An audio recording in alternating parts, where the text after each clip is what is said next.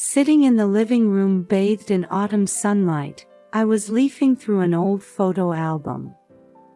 My heart clenched as I gazed at the smiling face of my grandson, Michael. My name is Emily Johnson. Even now, in my 60s, I'm still living quietly in this small town called Maple Grove. A year ago, when 5-year-old Michael passed away in an accident, it felt like all the color drained from my life. My daughter Sarah and her husband John were plunged into deep sorrow, and since then, I've felt like there's been a crack in our family bonds. Last month, I received a call from Sarah. She told me that her husband John had been transferred overseas for work. "We want to move forward in a new environment," Sarah said, but there was no strength in her voice. Despite my mixed feelings, I accepted their decision. However, the question of what to do with their house after they left was an issue. In the end, we decided to demolish the old house and clear the land. Letting go of that house filled with memories was painful, but I suppose that's just part of life. As the demolition day approached, my heart grew heavier. On the morning the demolition was set to begin, I woke up early. Unable to eat breakfast, I left the house with an unsettled feeling. As I drove, I remembered how many times I had driven down this road with Michael. When I arrived at Sarah's house, the workers were already gathered. They greeted me politely when they noticed me. "Good morning, Mrs. Johnson. If there's anything we can help you with today, please don't hesitate to ask," said a man who seemed to be the leader. "Thank you. But I'm fine. I just want to look around inside for a bit," I replied. As I entered the house, a familiar scent hit my nose. Michael's drawings were still taped to the walls. In the kitchen, memories of baking cookies with Sarah came flooding back. In the corner of the living room, the bookshelf John had assembled still stood quietly. As I climbed the stairs and entered Michael's room, tears welled up in my eyes. His toys and clothes were still there, just as if he might return at any moment. On the bed lay the blanket I had knitted for him, neatly folded. Looking out the window, I saw the swing in the garden. I vividly remembered, as if it were yesterday, Michael laughing and shouting, "Higher," as he swung. Forgetting the passage of time, I slowly walked through the house. Every room was filled with memories. The happy days we spent in this house, and sometimes painful events, were all part of our lives. The sound of engines outside brought me back to reality. The workers must be starting preparations for the demolition. Taking a deep breath, I headed for the front door. As I stepped outside, the workers were looking at me with concern. "Are you all right?" the leader asked. I managed a smile and replied, "Yes, I'm fine. Let's begin." And so, with the sound of heavy machinery, the demolition of the house filled with our family memories began, quietly but surely. As the demolition progressed, I stood in the garden, watching the work. As the autumn breeze caressed my cheeks, memories of my family flashed through my mind. With each sound of the heavy machinery, I felt a tightening in my chest. Suddenly, the work came to a halt. The leader approached me. "Mrs. Johnson, we'd like to check the basement. Do you have the key?" I tilted my head in confusion. Basement? This house doesn't have a basement. The leader looked perplexed. But there's a basement marked on the blueprints. Driven by curiosity, we entered the house. When we removed an old rug in the corner of the living room, there was indeed something that looked like a door. A rusty latch, showing no signs of recent use, caught my eye. I had no idea this was here, I murmured. As the workers tried to open the door, we heard a faint sound. We held our breath and listened. And then we heard it again. Help, somebody, help. A weak but clear voice. My heart began to race. The voice sounded like Michael. I found myself saying out loud. The workers hurriedly tried to open the door, but years of rust made it difficult to move. While the leader ran to get tools, I pressed my ear against the door. Michael? Is that you? It's Grandma. There was no response, but I could hear faint noises. My hands were shaking, and cold sweat beaded on my forehead. When the door finally opened, a damp smell wafted out. The beam of a flashlight illuminated a dark staircase, and we slowly descended. The basement was larger than expected, with a small room at the far end. That door too was tightly shut. Michael? Are you in here? A weak reply came. Grandma. The moment I heard that voice, tears streamed from my eyes. As the workers opened the door, a small figure was visible in the dim corner of the room. The face illuminated by the flashlight was undoubtedly my grandson, Michael. Though emaciated and pale, he was unmistakably alive. Michael! I rushed over and held him tightly. Michael clung to me with his weak arms. Grandma! I was so scared. His trembling voice nearly tore my heart apart. Joy, anger, relief, and anxiety, a flood of emotions washed over me. It's okay now. Grandma's here with you.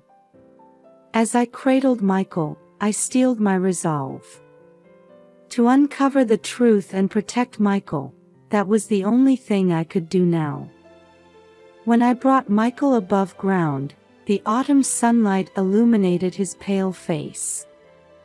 I quickly fetched a blanket to wrap around him and asked one of the workers to call an ambulance. It's all right now, Michael. You're safe, I whispered as I held him close. Michael nodded weakly, still trembling in my arms. His body was emaciated, his hair unkempt, and dark circles had formed under his eyes. While waiting for the ambulance to arrive, I also contacted the police. After briefly explaining the situation, they promised to dispatch officers immediately. As the paramedics were performing an initial assessment on Michael, I dialed Sarah's number with shaking hands. After several rings, Sarah's voice came through. Mom? What's wrong? Taking a deep breath, I began to speak. Sarah, listen. We found Michael. I heard Sarah gasp on the other end of the line. What did you say? It's Michael. He's alive. We found him in the basement of your house. After a long silence, Sarah broke down in tears. No, that can't be true. It is. The ambulance is here now. And the police. Sarah's sobs intensified, and the call disconnected. A few minutes later, I received a call from John. His voice sounded calm, but there was an undercurrent of tension. "Emily, is what we just heard true?" "Yes, it is. You two need to come back immediately." John heaved a deep sigh and said, "I understand. We'll make arrangements right away," before hanging up. Michael was taken to the hospital by ambulance, and I accompanied him. The examination results showed that, fortunately, there were no major health issues, but he was suffering from long-term malnutrition and mild dehydration. As the initial police questioning began, Michael started to speak in a trembling voice. "Dad and Mom, they hid me. They said, 'Stay here for a while.'" I gasped. It was hard to believe what I was hearing. The next day, after Michael's condition had stabilized, a more detailed interview was conducted. I was allowed to be present. Michael began to speak slowly, tears welling up in his eyes. "That day, Dad and Mom put me in the car. They said it was a secret adventure, but they took me to the basement of the house." According to his account, Sarah and John had told him to wait here for a while, and left him with food and water. At first, they said they would be back in a few days, but as time passed, their visits became less frequent. The police began investigating Sarah and John's financial records. And a shocking fact came to light. The two of them were deeply in debt and struggling to repay it. Furthermore, Michael had a high-value life insurance policy. The police speculated that Sarah and John had planned to fake Michael's accidental death to fraudulently claim the insurance money. Then, they likely planned to flee abroad under the guise of an overseas job transfer after receiving the insurance payout. As these facts came to light, anger and sadness swirled within me. I couldn't believe that my own daughter would do something so cruel to her sweet child. Why would they do such a thing? I muttered. The police intensified their investigation, and arrest warrants were issued for Sarah and John. Arrangements were made to apprehend them at the airport upon their arrival. My heart was in turmoil over this series of events. Love for my daughter and anger at her actions. Joy at getting my grandson back and heartache over the terror he had experienced. These complex emotions left me sleepless for days. One thing was clear, though, my mission now was to protect Michael and provide him with a safe, loving environment. As Michael was recovering in the hospital, the day of Sarah and John's emergency return approached. My heart was filled with conflicting emotions. The desire to see my daughter battled with anger at her actions. As expected, Sarah and John were taken into custody by the police upon their arrival at the airport. They didn't seem surprised and quietly complied. A few days later, after police interrogations, I was permitted to meet with Sarah and John. In a hospital room, I spent a long time preparing myself emotionally. The door opened, and the two of them entered. Sarah's eyes were red as if she had been crying, and John looked exhausted. "Mom!" Sarah called out in a small voice. I stared back at her. Why? This single word was all I could force out of my mouth. Sarah broke down crying and collapsed to the floor. John placed a hand on her shoulder, but he was trembling too. "We're so sorry, truly sorry." John repeatedly apologized. Unable to contain my emotions, I raised my voice. "Sorry. You put your son, my grandson, through such an ordeal, and you think sorry is enough?" Sarah raised her face and began to speak through her tears. We were hounded by debt. We lost our minds. We thought Michael's insurance money would solve everything. For money, you sacrificed your own child." My voice shook with anger. John cut in. "At first, we really meant it to be just for a few days. But once we told the lie, we couldn't turn back." I let out a deep sigh. "Do you have any idea how much fear and pain you've caused Michael?" At that moment, there was a knock on the door, and a nurse brought Michael in. The atmosphere in the room instantly froze. When Michael saw his parents, his body stiffened. Sarah and John tried to approach their son, but Michael hid behind me. "Michael, I'm so sorry," Sarah said, crying. Michael remained silent, clinging to me. Feeling his small body tremble, I embraced him protectively. John knelt down, lowering himself to Michael's eye level. "Son, Dad, and Mom made a terrible mistake. We're so sorry for hurting you." Michael finally looked up and said in a shaky voice, Don't leave me again." At those words, everyone in the room broke into tears. Sarah and John bowed deeply, acknowledging their crime and stating they were prepared to accept any punishment.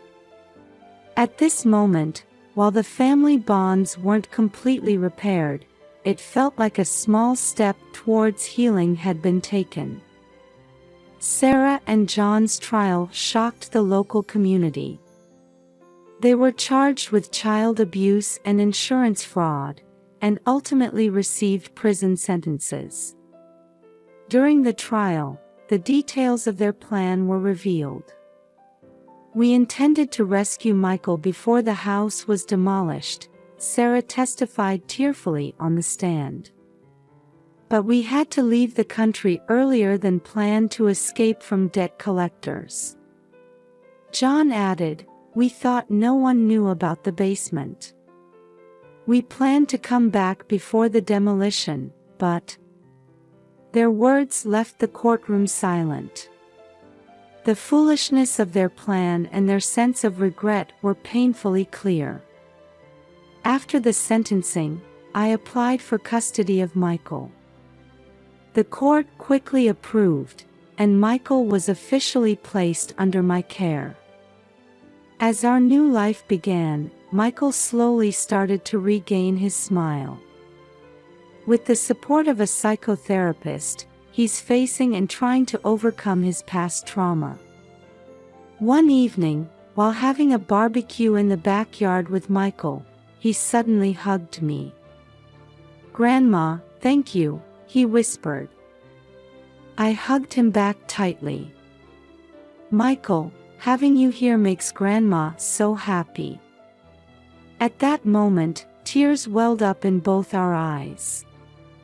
They weren't tears of sadness, but of new hope and joy. Sarah and John are participating in rehabilitation programs in prison, deeply reflecting on their actions. During visits, they repeatedly offered heartfelt apologies to Michael. While Michael isn't able to fully forgive them yet, he's slowly beginning to show the courage to face his parents. Our family was hurt and nearly broken. But through this experience, we learned the true importance of family bonds. Now, we're healing our wounds and exploring a new form of family. Epilogue. 5 years later, Michael has grown into a bright 10-year-old boy. Sarah and John have been released on parole and are working towards reintegrating into society. We regularly attend family counseling, slowly rebuilding our bonds. The house that was supposed to be demolished has now been reborn as a community shelter. It serves a new purpose as a place to support children in difficult situations. Michael sometimes volunteers at the shelter. His kindness and strength give hope to many people. Our story began in despair. But now, it has become a story of hope and rebirth. Life may present unexpected challenges, but I believe that with love and courage,